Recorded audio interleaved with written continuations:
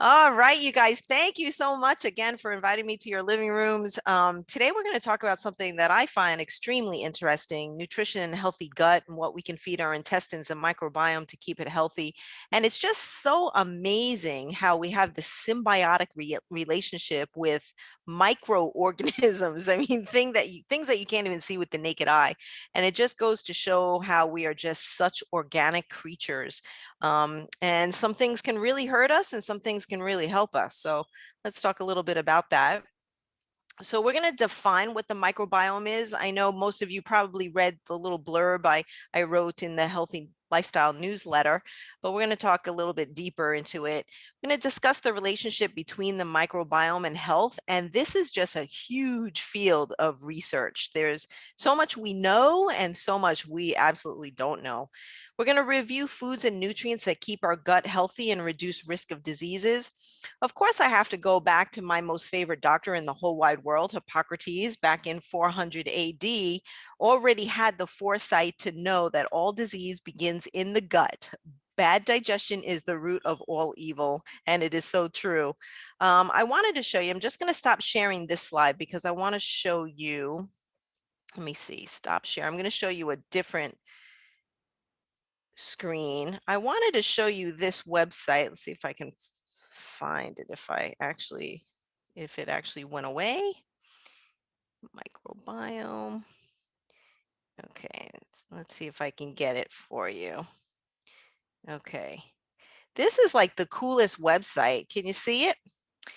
This is actually a website, and I know I had sent it to Jamie, and for some reason didn't open on her end. I don't have a password or anything. I was able to open it pretty freely without any membership, but it's called Learn Genetics, and it has a beautiful website to explain just the interaction between the microbiome.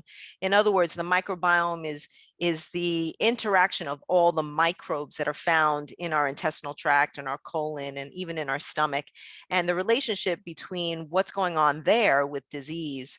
And it just gives a really nice summary of all these different diseases and conditions that are related to something called dysbiosis, which we're going to talk about in a second, and how having an unhealthy gut can lead to acne of all things, antibiotic associated diarrhea, which I'm going to talk about, asthma and allergies, autism. See, here we are blaming vaccines for autism, and it could actually be the microbiome.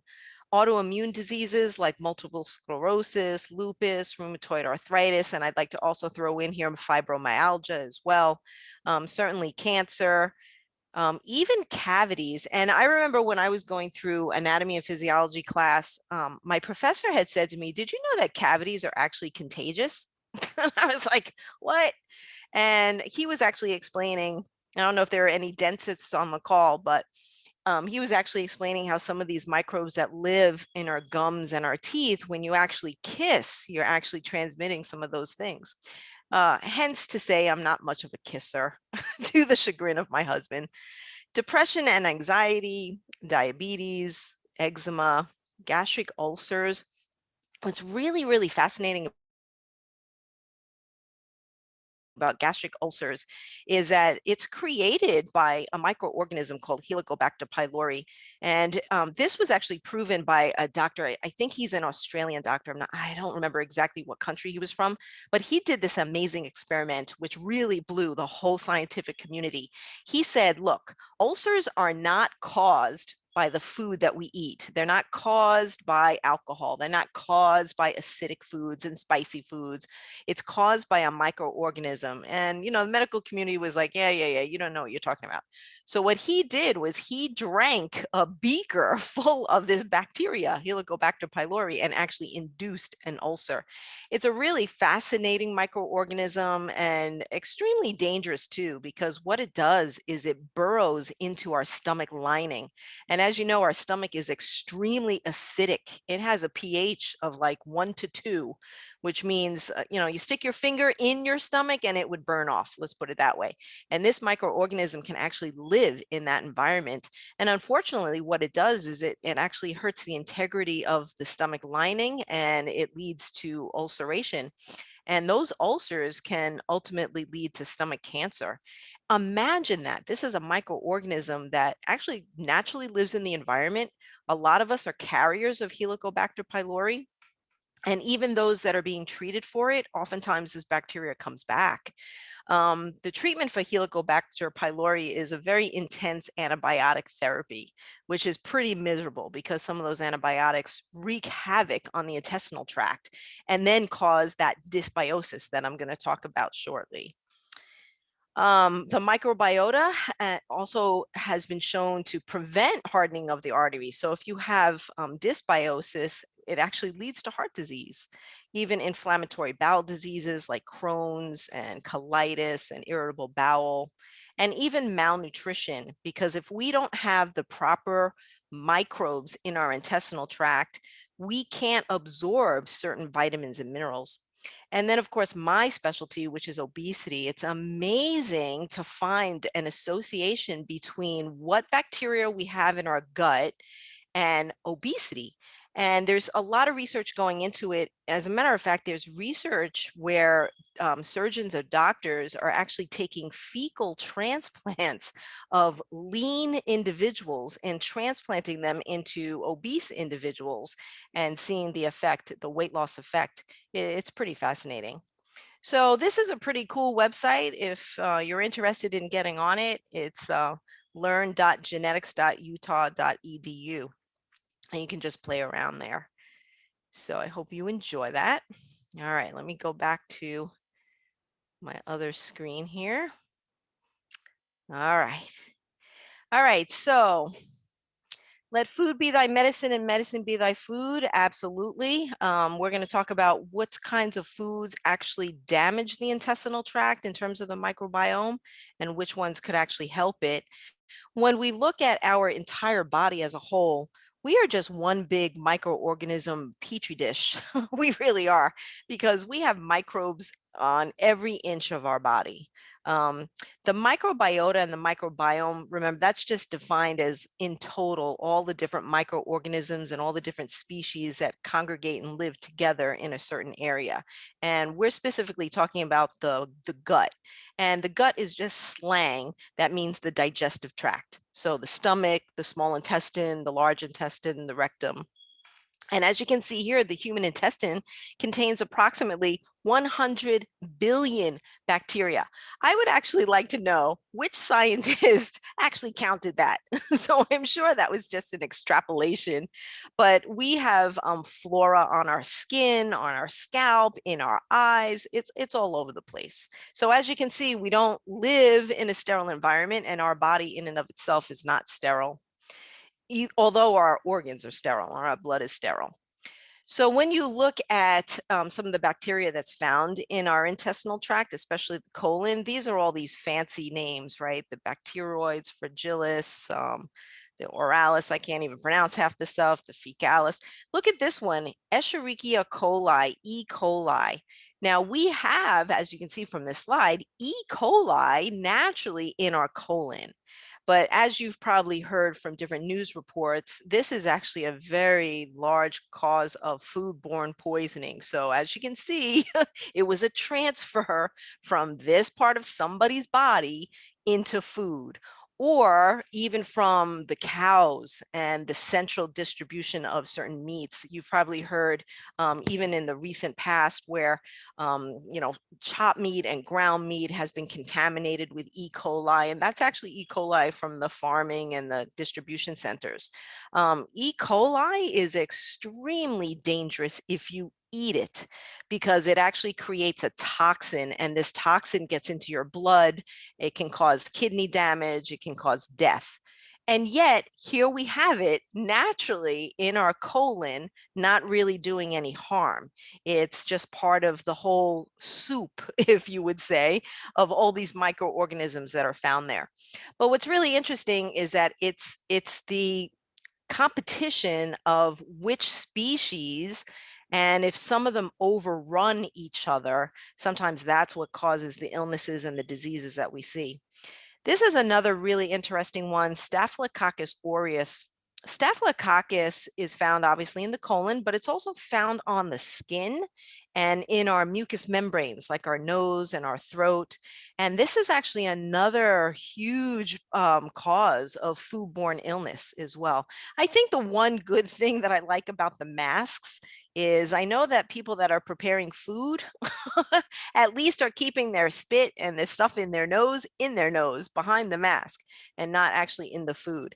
Staphylococcus is also a very, very terrible foodborne illness because, again, it creates a toxin. But again, here it is living all nice and healthy within the human gut. It's pretty fascinating. So, what do these microbes do? Like, why do we even have them in our intestinal tract? Well, they do a lot. And what's really fascinating is when you do research, especially epidemiological research, and you look at different populations, when you look at babies that are born, basically when babies are born, their gut is almost sterile because, they haven't had any food or contaminants. They've been in a very sterile environment. And that's why with newborns, you have to give them a shot because they can't even make their own vitamin K. That's why you have to give them that. But then what we find, what research has found, is that depending upon where you're born, United States, India, Las Vegas or Florida or Cancun, wherever you're born, it's actually going to influence your gut microbiota, which actually makes a lot of sense because, obviously different regions are going to have different strains of different bacteria. So it's really very fascinating, how you might find one group of people that might have a high incidence of disease like obesity, and then you compare their microbiota to other people that live in other regions of the world that don't have obesity, and you do a comparison of the microbiome and it's different. So that's just completely fascinating to me. So what else do they do? These microbes actually help us to digest food. It helps to produce certain vitamins. It helps to absorb nutrients. It actually secretes protective chemicals like butyric acids and acetic acids and things like that that are actually helpful for our gut. It actually helps to prevent cancer. It also, they balance each other out. So, one shouldn't be outgrowing the other. That's called actually competitive growth. If one is outdoing the other, that's because there's some sort of disruption, and that could actually be a bad thing. So I'm going to talk about that in a second. That's dysbiosis. And what it also does is it produces a nice barrier so things can't leak through. You might have heard of a term called leaky gut syndrome, and that's where the integrity of the membranes of the intestines aren't strong enough. The microbes, aren't doing well, and you get things that leak through the gut into the bloodstream that could be actually harmful. It could cause allergic reactions and such. So as you can see, these microbes play a very important role in our health. And obviously that would make sense. Otherwise, why would they be there in the first place? But unfortunately, the westernized diet is actually really hurting our gut bacteria. I mean, did you ever wonder why sometimes you might eat something and it tastes so good going down, and yet the next day you feel crappy? No pun intended. You just don't feel good, and you got to wonder, you think, oh, maybe I just ate a bad food. Well, maybe it wasn't a bad food. Maybe it just offset the microbiome in your intestinal tract. So what are some of these things that are hurting you? Well, definitely sweets, unfortunately. And I hate saying that just because I have a sweet addiction. But I know every time I eat sweets, it makes me really sick, but I still eat it. And I'm going to blame that on an addiction to food, especially sweets. So processed sugars can actually feed potential unhealthy bacteria, causing that imbalance. Alcohol, I'm always picking on alcohol anyway, but this is another reason why it's not good to overdo the alcohol. It can alter the microbial balance. It can also cause that leaky gut syndrome as well.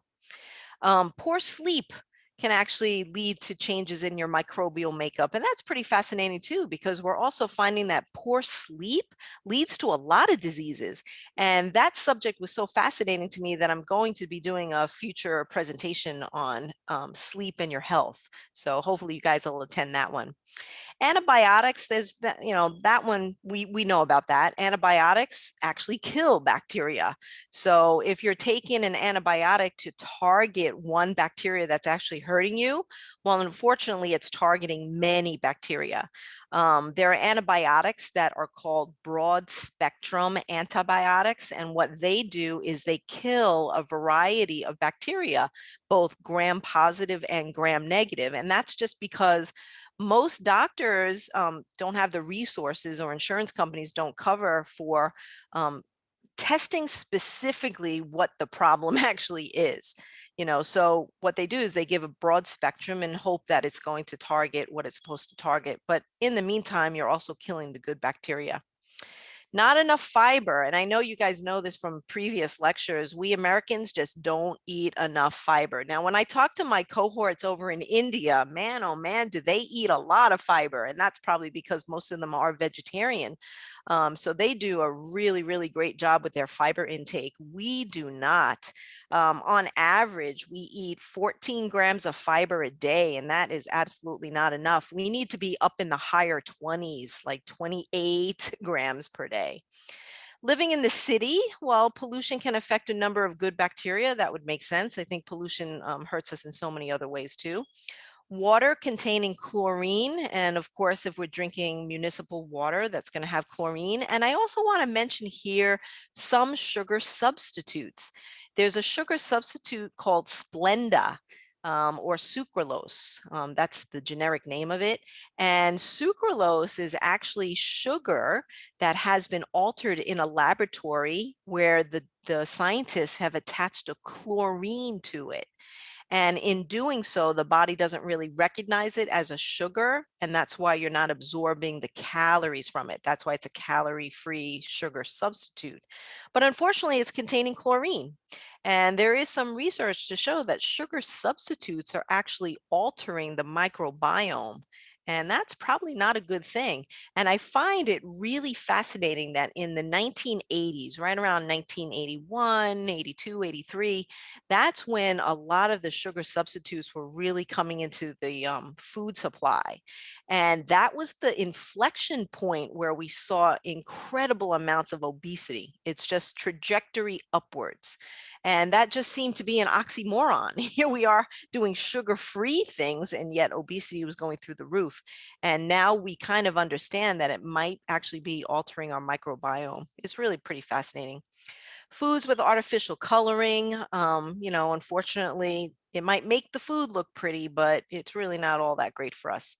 Look at this one, antibacterial soaps. Now, that was actually pretty controversial. Several years ago, there was a report on one of the news stations saying that we are so germophobic here in the United States that when we go to other countries, we get sick. And that's because we're washing our hands too much. We're using germicidal soaps. We're using alcohol sanitizers. Now, well, we're using that all the time because of COVID. So it's really interesting how we really do need to be bombarded a little bit with some of these microorganisms so we can build up some tolerance to it. NSAID pain relievers, and NSAID stands for non-steroidal anti-inflammatory drug. And a good example of that would be aspirin, Motrin, ibuprofen, naproxen, things that are anti-inflammatory that you might be taking for your arthritis or for your headaches or for menstrual cramps or, for joint pains and things like that. But unfortunately, they do disrupt the digestive flora and intestinal mucus as well. So it can actually lead to leaky gut syndrome. In addition, the NSAIDs aren't all that great for your liver. And, once you hurt your liver, then that's a whole other lecture. Now, unfriendly bacteria, as I showed on that other website, has been linked to all these conditions. And it's just so fascinating because it might not be something you think of. You might think, okay, I have, irritable bowel, or I have Crohn's disease because my grandmother had it. So it's a genetic component. Or, I get a lot of cavities because I just don't, I don't have very good oral hygiene. Well, it's not really just all that. It's also because of the microbiota. So this dysbiosis that I had been mentioning just means that you've got an imbalance between the bacteria in your intestinal tract. So some of them we deem them as good, and some of them we deem as bad. And just because the bad can really cause problems. So let me show you this other slide. So I'm going to show you, let me just go back to see if I can find it. Let's just go. Trying to make this a little bit more interactive. Here we go. This one is pretty fascinating too. Let's see. Where'd it go? I thought I just had it. Bear with me. Okay, it's called Understanding the Microbiome. Let's see. Here we go. Is this it? Yeah, this is kind of cool. So here's another website. Now this is a pharmaceutical company, but they do a nice job in explaining the microbiome as well. So I'm not promoting any of their products. I just wanted to show you one thing that we're really seeing still in the hospital is something called C. diff. That stands for Clostridium botulinum. And this is, or difficile actually, Clostridium difficile. And this is a bacteria that lives in our gut. And, if you leave it alone, it's happy. But unfortunately, when you're in the hospital, maybe you're being treated with high levels of antibiotics, or maybe you're going through surgery, what happens is it's killing off the good bacteria and causing this dysbiosis. This is just a little cartoon picture of it. And then you have a C. diff infection. And I don't know if anybody in the audience here has ever had C. diff, but let me tell you, it is awful. It's awful because you are manifesting such terrible symptoms of diarrhea, indigestion, pain. It's just really crappy, so to speak, no pun intended. And unfortunately, it's very contagious. So if you are infected with C. diff, and obviously you're using the restroom at home, it is actually contagious to other people that might be using that restroom. So that's why even in the hospital, we have to gown up and we have to wear gloves. And, there's a whole procedure of what we have to do to treat patients that have C. diff. So as you can see here, it can really cause some major issues. This I thought was a fascinating comment, though. In a recent CDC research letter, patients with severe acute respiratory syndrome from COVID, and if they have C. diff, actually increased their death rate. That's what this mortality rate means. So by 44%. So again, when you look at our intestinal tract, it really helps with our immune system. So if our immune system is already disrupted because our microbiome is disrupted, it really causes you to have a risk of morbidity and mortality from other problems. So just another interesting website that I thought was interesting to us.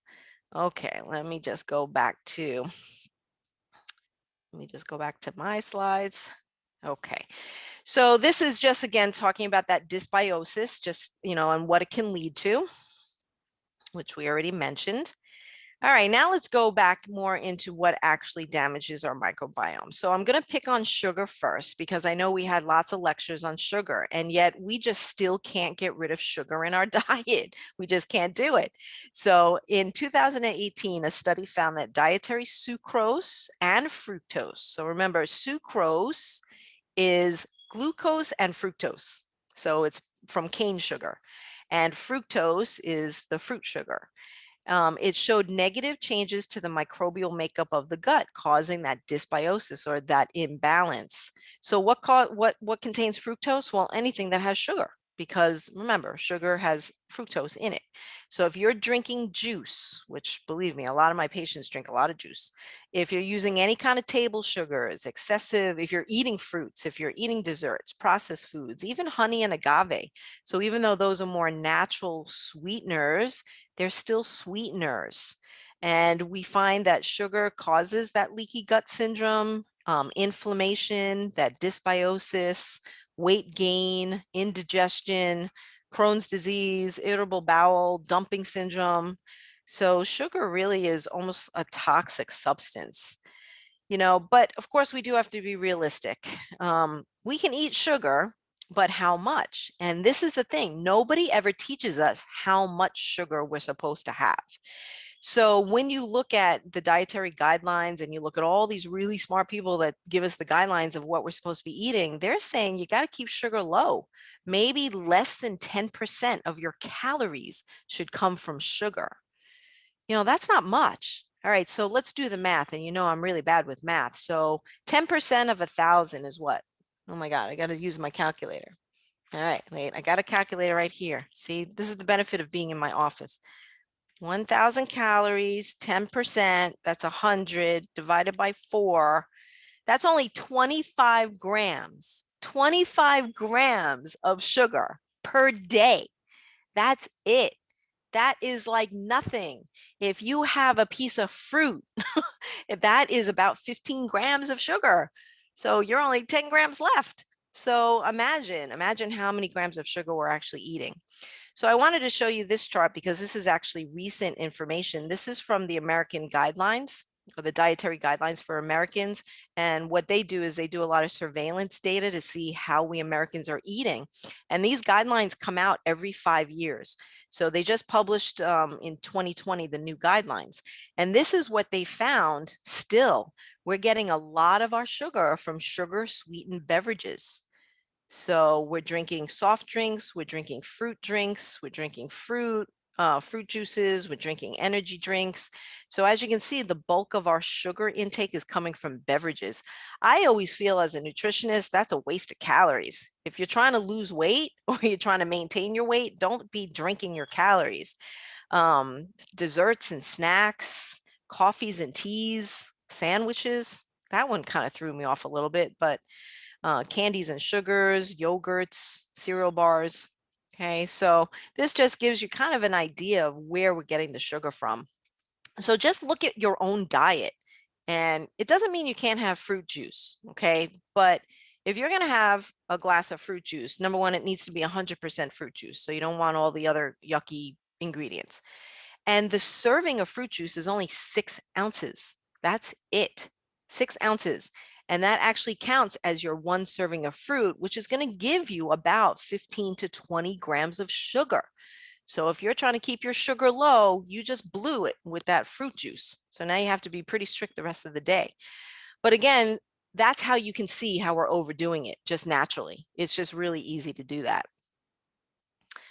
All right, so what foods actually we'll keep continuing to see what damages the microbiome? Well, alcohol, and I won't dwell too much on alcohol. A lot of us enjoy our evening drink or a glass of wine, but just remember that alcohol does lead to intestinal inflammation. And if it leads to that inflammation, it's going to change the permeability and may lead to that leaky gut.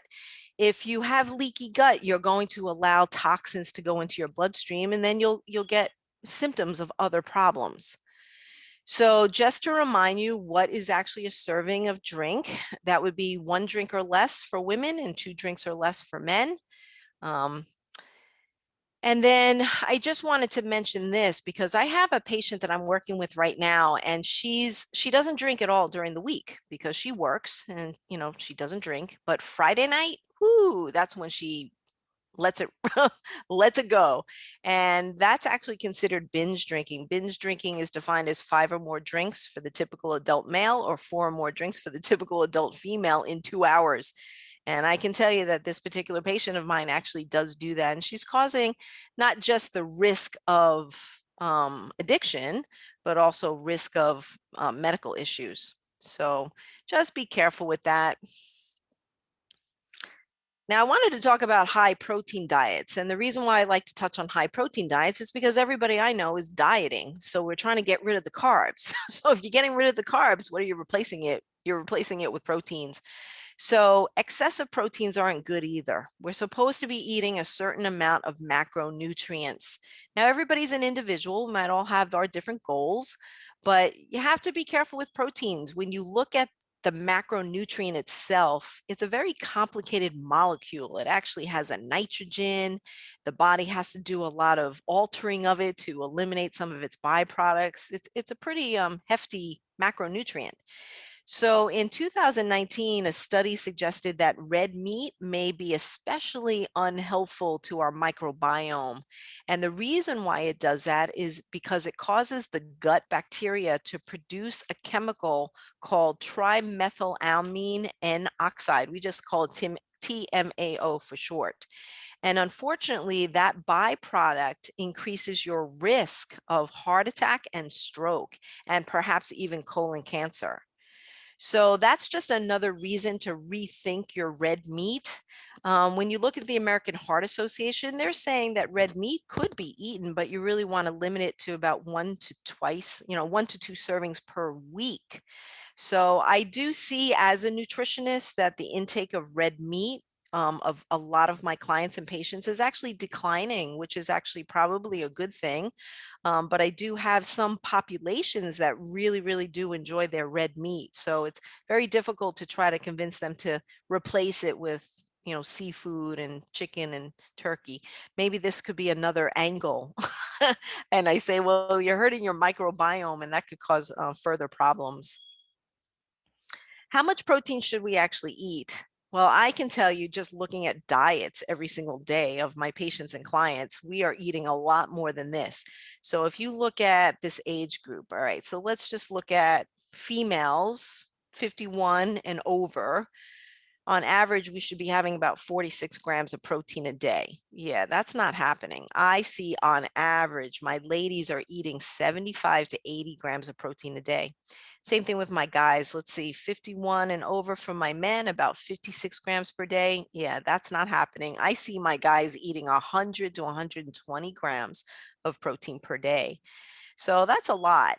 If you wanted to specifically calculate how much protein you need as an individual, what you would do is you would take your weight and divide it by 2.2 to get kilograms, and then multiply by 0.8. And this is actually what you would need. So I'll do me as an example. Of course, I'm going to make up a weight. So just say I'm 150 pounds. And that's made up, by the way. So 150 divided by 2.2, that would make me 68 kilograms times 0.8. That would mean 55 grams of protein per day. All right, so how many ounces would that be? Well, for every ounce of protein, you get approximately 7 grams. Okay, so divided by 7. So that would mean I need about 7 ounces of protein per day. 7 ounces. So I have some clients that will go to a restaurant and eat a 12-ounce steak. Wow. Or I have clients that will go to a diner and have a 3-egg omelet.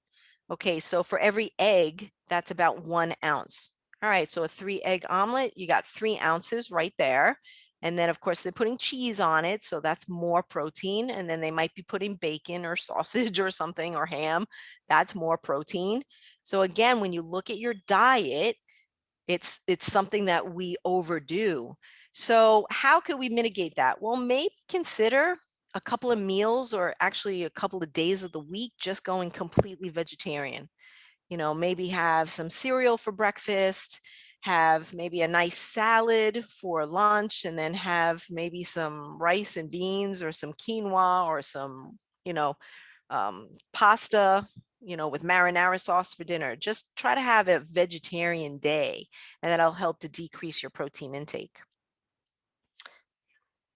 All right, so what else damages the microbiome? Well, this is obvious: processed foods. Why? Because they contain all the junk that we just talked about. They have excess sugar, they probably have all these food colorings, preservatives, and they have high fat, depending upon what you're eating.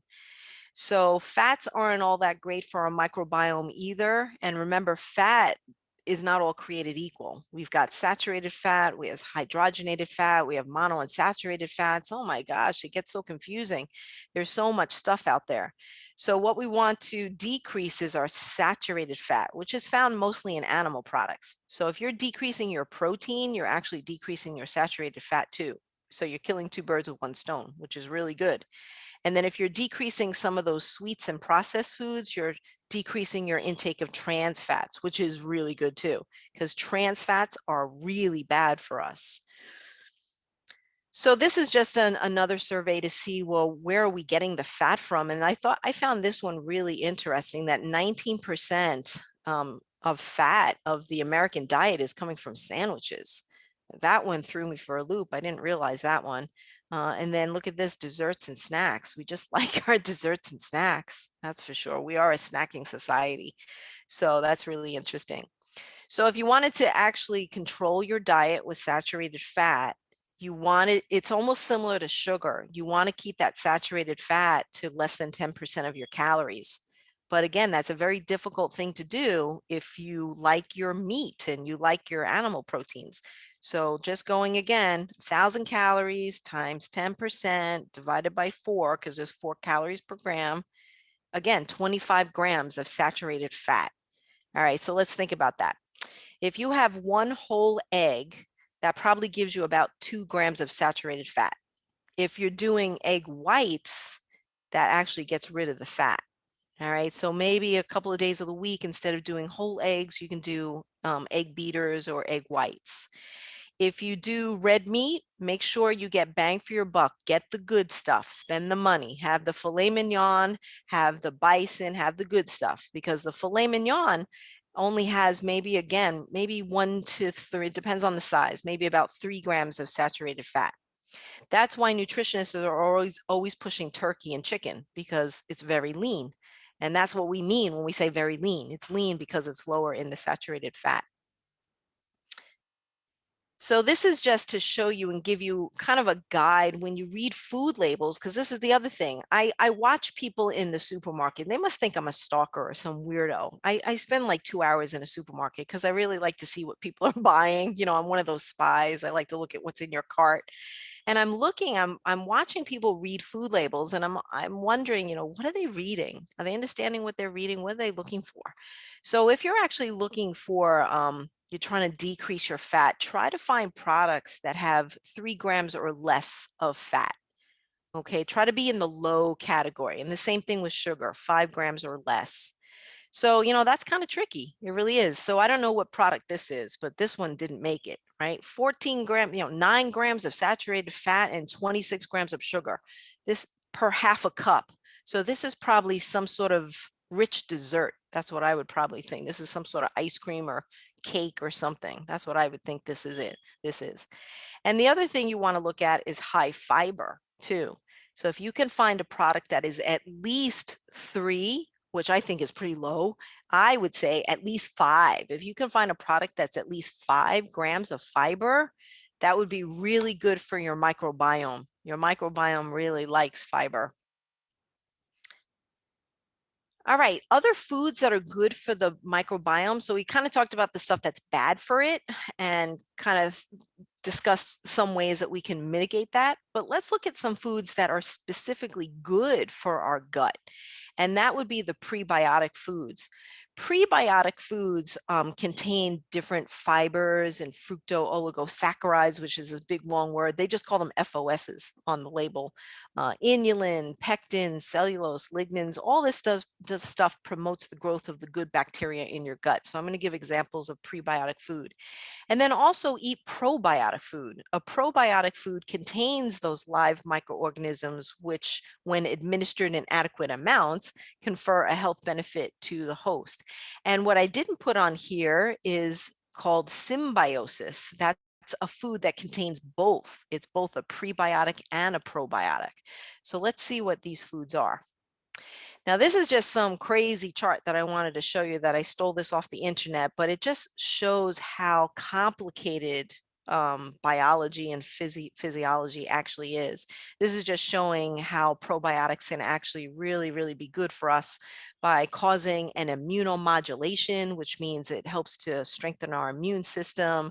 It helps to normalize our intestinal microbiota. And once we do that, that's going to help reduce inflammation and irritable bowel, et cetera, et cetera. So it's just a really nice flow chart. So the first thing, if you've never had something called kefir, definitely try it. I think one of the problems of kefir, and let me just show you some of the products, there are lots of them out there on the market, is unfortunately a lot of them contain a lot of sugar. So you'd have to buy the one that's plain. And a lot of people don't like it because it's plain and it has a little bit of a tangy kind of consistency, which I happen to like, but a lot of people don't like it. So that's why you guys get the sweetened stuff. But then you're kind of, not really getting the best product. So you're getting some of the prebiotics or the probiotics, but you're really not, helping because now you're having all the sugar. But, if you really want to make your own, that could be something that you could try to do too. But kefir is really nice. It's a drinkable yogurt. That's basically what it is. It's sour milk. If you really want to put a name to it, but it's just such a healthy product for us. And it always makes me laugh every time I do this lecture. I think about, remember that TV commercial from like 10 years ago? They had like somebody that was, I don't know, over 100 years old. And I don't know if it was from Russia or Asia. And it was actually a yogurt commercial, I think. And they were saying, oh, I eat this yogurt every day and I live to be 110 years old. I really do believe that if you keep a healthy gut, you're going to have longevity. I do believe that. These are all the different probiotic strains that are found in kefir. So remember, these are the good bacterias, the lactobacillus and bifidobacillus. These are good for us. This actually helps keep the balance between the good and the bad bacteria. So even though you might have E. coli and staphylococcus in your colon, you want to keep it balanced with this good stuff. So that's a good reason to have that product. And if you're not really big into kefir, maybe you like fermented vegetables. Maybe you like your sauerkraut, your pickles, gherkins, maybe even some olives. And kimchi is definitely an acquired taste. I'm Asian, so I grew up with it. But it's a fermented cabbage. It's got a very strong, pungent kind of smell and taste to it. I remember when I used to eat it in my dorm room, all my roommates would run away and say, "Oh my God, she's opening up the kimchi." But it's really very, very good for you. And actually, there's a lot of research that supports it. It has very high levels of lactobacillus that it's just so good for our gut. But if you don't like that, or if that's too strong, maybe some sauerkraut. Sauerkraut's not just for hot dogs. You can eat sauerkraut as a side dish, or maybe have some coleslaw, which is its cousin, although it's not fermented. You might want to cook with sauerkraut. A lot of my friends are German and they cook a lot with sauerkraut. It's just tastes so good. It's so good for us. And of course, pickles, all this stuff is really good. You might want to just rinse it off because they're pretty high in sodium. This just gives us a little example of what kind of bacteria might be on them. Now, kombucha is actually very controversial. I don't really recommend you making your own because if you don't know what you're doing, you're going to poison yourself and you're going to get foodborne illness. So if you do decide that you want to have kombucha, definitely get a product that's already made. And basically what it is a fermentation of black tea. And they use this thing called SCOBY, which is a symbiotic colony of bacteria and yeast. And it's not for everyone, I have to say. It's an Asian drink. So homemade, it would look like this. And quite frankly, this does not turn me on. So you can get different products like this that are definitely more pleasurable to have. But it does have these probiotics in there that help keep your gut healthy. Now, natto is something that's also an acquired taste. So as you can see, a lot of these fermented products are an acquired taste. It just might not be palatable to some of we westernized American diets. But, if you're adventurous, I would say try it. Natto is actually soybeans that have been fermented. I love it, but again, I'm Asian, so I grew up with it. So it doesn't, it's not weird to me. But if I had some of my American friends, oh boy, they're like, what is that? Because it doesn't look very nice either. So this is actually what it looks like. It's actually pretty salty. That's what it tastes like to me. And you eat it for breakfast or lunch, you eat it whenever, but you have to eat it with something because it is salty and an acquired taste. But look at what it does. So if you can acquire the taste, I think that's a really good, powerful food. All right, let's just go back to the American palate. Let's just do some yogurt. Okay, but here's the problem with yogurt. You have to be choosy. A lot of yogurts have a lot of sugar. I mean, oh my gosh. There's so many brands now. It's almost ridiculous. I remember growing up in New York and there were like 3 brands. Remember Colombo yogurt? Remember Breyer's yogurt? Yeah, there were, and Dannon. I think those were the 3 big ones. Now, my gosh, you've got a whole aisle of yogurt. You've got Greek yogurt, which is actually a strained product, so it actually increases the protein. You've got yogurts that are made from soy milk. You've got yogurt that's made from almond milk. You've got non-fat yogurt, full-fat yogurt, ones with fruit, ones without fruit. It just goes on and on and on. But as a nutritionist, I think to pick the best product, you want to pick a product that's plain. And I know you might be thinking, oh my gosh, it's plain. That's why it's called plain. It's just plain. It's boring. It's sour. It's not palatable because we like our sweets. So what I would say is still buy the plain and then jazz it up yourself. You know, you have more control when it's plain. So maybe you can put some cinnamon, maybe you can put some spices in it, you know, cook with it. Come on, look at the different ethnicities like Indian cooking, Moroccan cooking, Greek cooking. They're using yogurt as a savory dish, not a sweet dish. So be experimental. But I definitely recommend the plain yogurts and I recommend the non-fat because again, you want to kill 2 birds with 1 stone. These are just 3 products I stuck up there just because it has a bunch of different microorganisms. That's the other thing. Certain products, when you pick it up and you see what's in it, it might have 1 microorganism, Lactobacillus acidophilus. That's what it has. That's it. Well, that's pretty boring.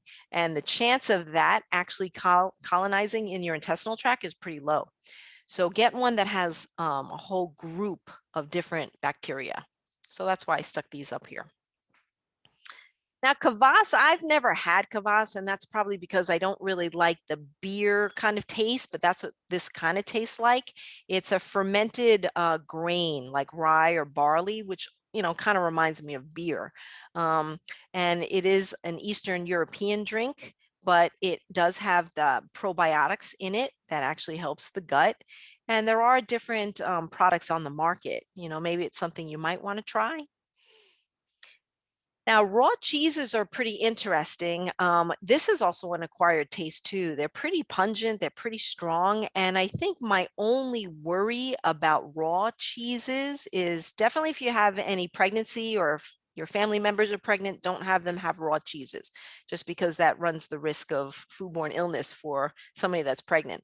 And if you have immunocompromised, I don't really want you to have raw cheese either. Raw cheese just means it hasn't been pasteurized. But raw cheeses actually have higher amounts of these probiotics. So there are several of them on the market. If you see something that says raw on there, that's what that means. It's not pasteurized.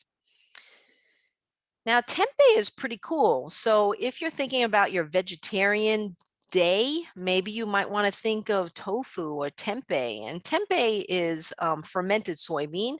It kind of looks like tofu a little bit, but it's a little hard. It's actually much harder and it's fermented. So it has a different kind of texture and taste. But there are a lot of products that are made out of it too. So they kind of make a mock chicken out of it or a mock steak. You might be thinking, oh my gosh, well, I don't want that mock stuff. Why don't I just have the real stuff? But this actually has, it's a plant protein and it's fermented. So you're going to get benefits of plant protein. You're going to get benefits of the probiotic and it's lower fat, lower saturated fat. So be adventurous, try it. What's the worst thing that can happen? You won't like it. There you go. Miso is cool too. A lot of us might like Japanese food. Maybe you have that miso soup. And what's interesting is within the Japanese culture, you have that miso soup in the beginning of your meal.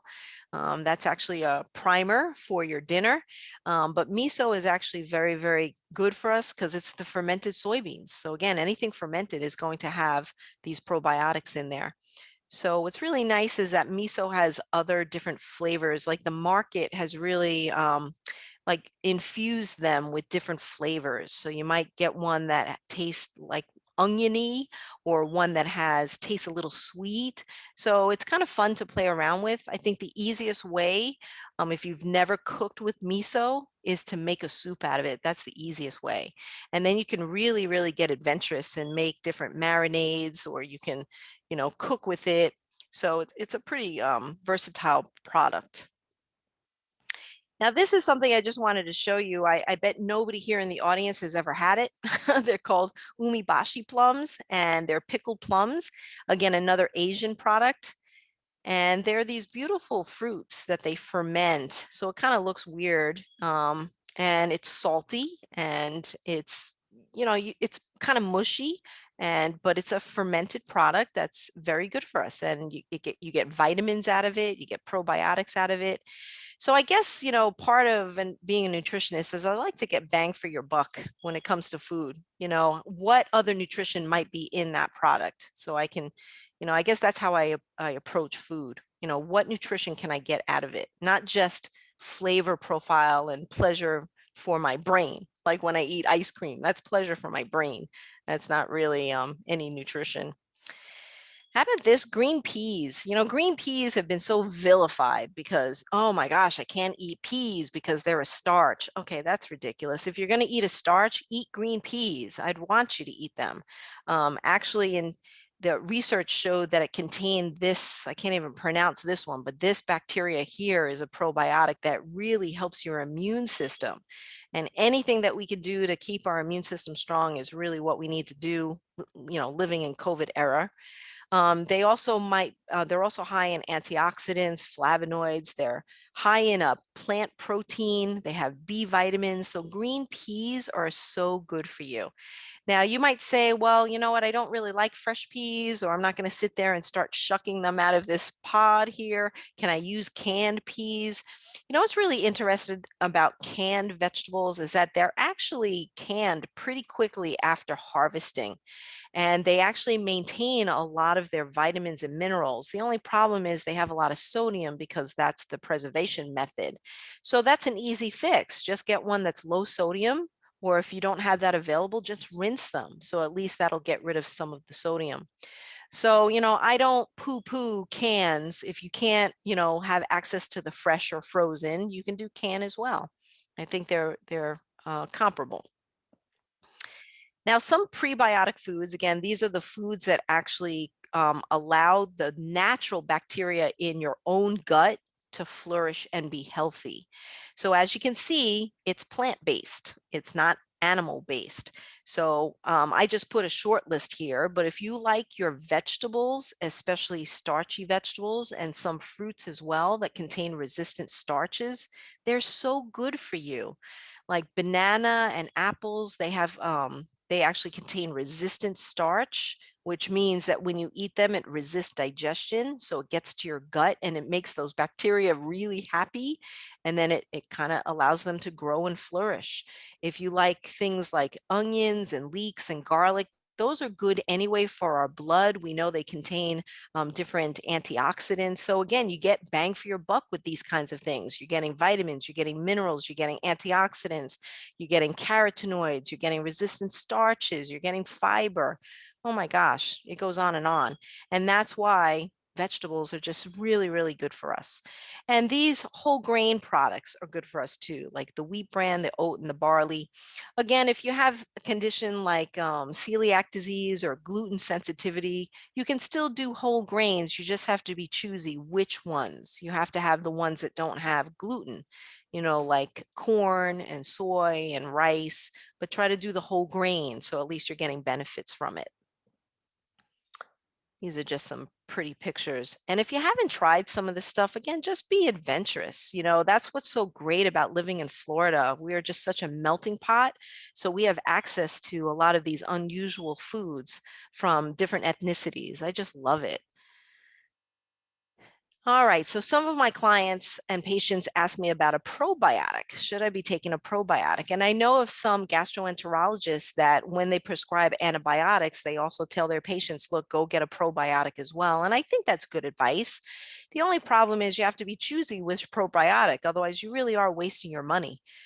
This was just a statement that was put out for the Center for Science and the Public Interest. And they said, you know, probiotics shouldn't be taken like a common multivitamin. In other words, if you don't have a GI issue or a reason to take them, they're probably not necessary. So I always say, you know, before you take anything over the counter in a supplement form, you always want to talk to your doctor and pharmacist before you do it. I have some patients that take probiotics and it helps them. You know, it helps their bowel movements, it helps them tolerate foods better. It helps. I have a patient that is just nauseous all the time. Well, she started taking a probiotic and now she's fine. Okay, so maybe she had some sort of imbalance. But I also have some people that take these probiotics and they're like, yeah, I don't think it's doing anything. I don't notice any different. So you might be thinking, well, why am I taking it? So the other thing you have to look for is that the probiotics really aren't standardized across the board. So all different products are going to contain all different kinds of bacteria. They might, you know, one company might use lactobacillus and another company might use the bifidobacterium. The other thing you have to consider is the dosage. If a product has 5,000 CFUs, which stands for colony forming units, it's probably not going to do anything. You need to have a product that has at least 10 billion colony forming units. And then you have to hope that the product that you bought, that these colonies are actually still viable, that they're actually living. That's why some products require refrigeration. So, you know, if you're going to take a probiotic, you got to do your research. You need some guidance on it. Just to buy one over the counter, you just might be wasting your money. So really, what is the take-home message with this lecture? A healthy microbiome definitely means a healthy body, for sure. And try to avoid foods that hurt the microbiome. Look, we're going to have our piece of cake and our ice cream. Okay, that's part of our westernized diet, but you have to look at your eating pattern. Is that something that you just eat every day? If it is, maybe you might want to consider not doing that. Eat foods that contain the natural probiotics and eat foods that contain prebiotics to glean helpful benefits. You know, even if you don't like kimchi, okay, how about a pickle, you know, or how about some gherkins, or maybe have some yogurt. You know, there's so many different choices out there. We're really lucky where we live. Always talk to your healthcare provider, definitely before you take any probiotic supplements, because the other thing you always want to make sure is that there's not any contraindication with any medication or any of your health issues if you have any. And that is my lecture. All right, so what questions do you have?